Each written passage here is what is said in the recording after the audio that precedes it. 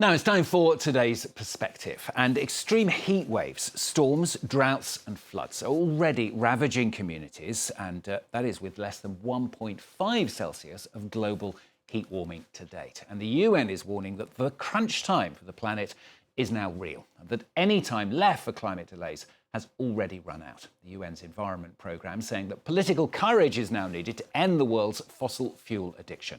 Well, joining us now is Director of the UN Environment Programme's Copenhagen Climate Centre, John Christensen. Thanks very much for joining us on the programme. First of all, tell us then in your latest report how bad you think the latest situation is. Well, it's basically just a continuation of what we've been saying over a number of years. And the situation right now is emissions are still going up by about 1% compared to last year. And what we are looking at from the science side, if you want to believe you can still stay at that 1.5 degree in the longer term, you need to reduce by 2030, which is only 5 years and a bit away, by 42, almost half of your emissions need to be down at that time. And we just simply haven't seen that kind of movement yet. The reason we're crying alert, especially loud this year, is because countries are committed to coming with new climate pledges to the climate convention next year. So therefore, we want to sort of raise the red flag before they go into the annual climate meeting in Baku later in November. We've heard, of course, nothing but calls for action on climate change for well over a decade now. We've had nothing but pledges. I mean, has it made a difference so far, or is the difference has been made so small that it's negligible? Somewhere in between, I'd say. If you look at where we would have been heading if we didn't have the Paris Agreement that we got in 2015 and seen the reductions that have coming, then we have seen a positive movement compared to what it would have been otherwise. So, it can be done, but it's not happening far enough and fast enough. So do you have any hope at all in the politicians? Yeah, well, you just had this sort of sequence about US politics, and I think one theme that hasn't been mentioned once in the election is climate. So it's sometimes difficult to be optimistic in that sense. But, what we have in the report this year also is a technical analysis of what is the current possibilities in power, forestry, all kinds of areas. And technically, if you want to do it, it can be done. That's the main message. There's technologies like wind, solar, forest management, and so on can deliver the reductions needed. But it does require that you act now and not wait 5 or 10 years, because then 1.5 degrees is easily gone in a few years if we don't act. Yeah, let's talk about some of those that are in your report. You mentioned it there briefly, the faster rollout of solar and wind energy. And you say that could provide 27% of the emissions cut needed. That's a huge chunk of it, isn't it? Yeah. But it's, you could say a lot of it is happening already in the market now, because solar is competitive in most countries. If you want to make it, one of the problems is developing countries can easily do more, but for them, capital is often a constraint, so they need financial assistance to be able to implement. You can do really large-scale solar in many African countries, for instance. A lot is happening in Morocco, where they have the biggest solar plant in the world, but you need to find the financing and the off-taking. So it's also not just about whether the individual technology can deliver, but if you can create the system around it, the policies, the financing mechanisms. And we also talk about the need for additional finance to make all this happen in the report. So it's a combination. The other one you briefly mentioned was stopping the destruction of forests, I assume notably the Amazon. That could bring another 20% cut. Yeah, and reforestation, an area that has been deforested over time. So you basically rebuild the resource, or you get into some kind of more sustainable use of biomass where you have a rotation system so you can use it for energy purposes, but you replant the whole time. So I think it is something where you can see the potentials, but it does require really urgent and quite strong political action, plus international collaboration, because all that power would also need more transformation lines and so on.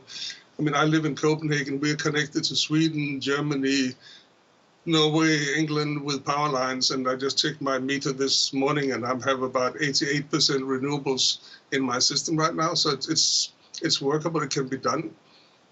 Why do you think politicians don't pay enough attention? As you said, it's pretty obvious, isn't it, that we're starting already to see major effects of climate change, and yet, as you say, in the US, it's hardly been mentioned at all.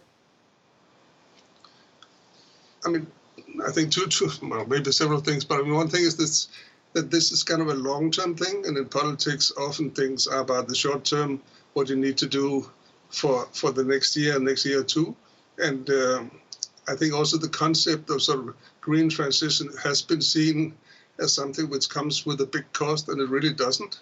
But there's a lot of sort of inertia in the understanding of the system. Plus, of course, there's a lot of economic interest in fossil fuels.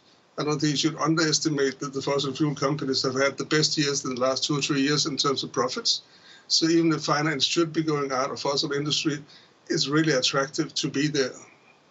And of course, the politicians are competing with all sorts of other demands on them as well, notably the war in the Middle East, notably Ukraine, all those other issues and needs for people, which is sucking up finances, whereas perhaps it should be going in other areas?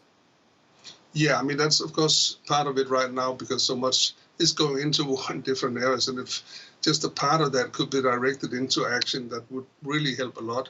At the same time, of course, countries are facing increasing impacts at the same time.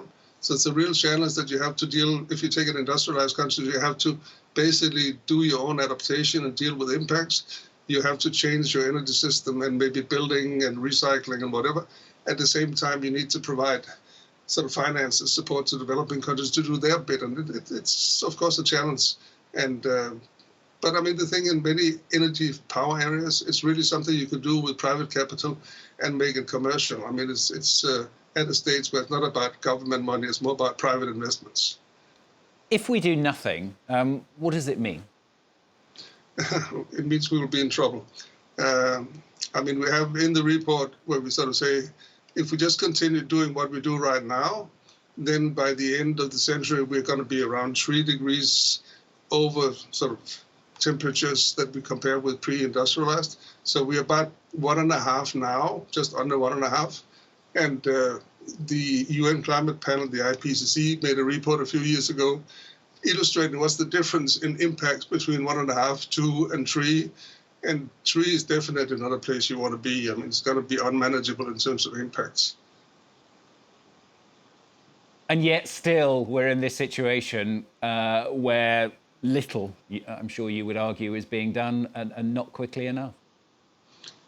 Yes, and that's why we're hoping, first of all, to get countries to accelerate what they've already promised to do, because there's still what we call an implementation gap also, that they're not fully implementing what they promised in Paris and in Glasgow some years ago. And of course, having all this information also about the opportunities, because solar, wind, and some of the other things have become radically cheaper since Paris. So it's also understanding the new business case. It's not the same as we talked about 10 years ago. I mean, it's much, much, much cheaper to do renewable energy now, and also electrical mobility has come in big time. So there are sort of hope from the technology side that there are options that you can put into your plans and implement fairly quickly. Great to have you with us on the programme today. Thanks very much for joining us, John Christensen, who's UN Environment Programme's Copenhagen Climate Centre Director. Thanks very much. Thanks.